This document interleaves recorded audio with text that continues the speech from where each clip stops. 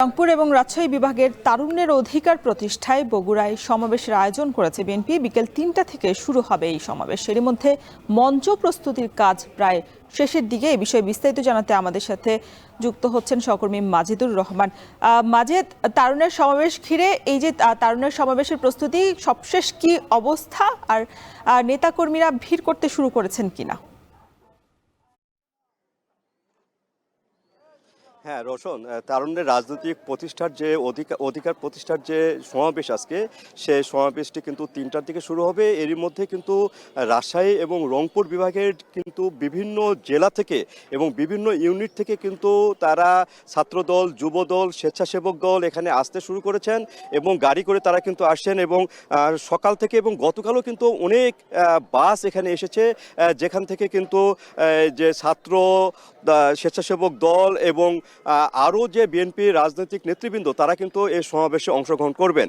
এবং এখানে যে ৩১ দফা বিএনপি ঘোষিত, যে ৩১ দফা, সেই ৩১ দফা তারুণ্যের মাধ্যমে ছড়িয়ে দিতে এবং যে ৩১ দফাতে যা যা রয়েছে, বিশেষ করে কৃষি উন্নয়ন, পরিবেশ রক্ষা, নাগরিক সমস্যা, এসব নিয়ে কিন্তু তারুণ্যের মাঝে এসব যে কর্মকাণ্ড সেটি কিন্তু ছড়িয়ে দিতে চান। তারা কিন্তু তাদেরকে জানাতে চান সামনে যে ভবিষ্যৎ, সামনে যে নতুন বাংলাদেশ গড়ার যে অঙ্গীকার তাদেরও রয়েছে, সেই জিনিসটা কিন্তু তারেক রহমান দিতে চান।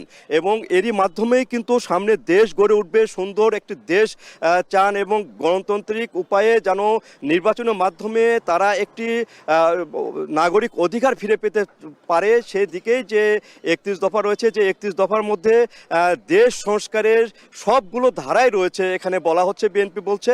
এবং সেই লক্ষ্যেই কিন্তু আজকে এই সমাবেশ। এবং এই সমাবেশ কিন্তু ৩টার দিকে শুরু হবে। এখানে আসবেন নজরুল ইসলাম খান, যিনি বিএনপি স্থায়ী কমিটির সদস্য। এছাড়া অ্যাডভোকেট রুহুল কবির রিজভী, সিনিয়র যুগ্ম মহাসচিব বিএনপি, তারা আসবে। এবং বিভিন্ন এই জেলাতে গত ৩ দিন থেকে কিন্তু সাজসজ্জা চলছে। বিভিন্ন রাস্তাঘাটে কিন্তু ব্যানার, ফেস্টুনে তারা লাগিয়েছেন। তারা চাচ্ছেন যে এই সমাবেশের মাধ্যমে একটি সারা বাংলাদেশের মধ্যে ছড়িয়ে দিতে চান যে ৩১ দফার মাধ্যমে মুক্তি মিলবে সাধারণ মানুষের এবং সাধারণ জনগণের। এবং তারা এই গণতান্ত্রিক উপায়ে কিন্তু মুক্তি চান। এবং তার তরুণরা তারা সামনের দেশ গড়ার লক্ষ্যে তাদের যে কর্তব্য সেটি তারা বুঝে নিতে চান। তো এইভাবে কিন্তু তারা চান যে এই সমাবেশটা সফল হোক এবং দূর দূরান্ত থেকে যারা আসছেন তারা কিন্তু ঠিক সময় মতন এখানে এই মাঠে উপস্থিত হবেন।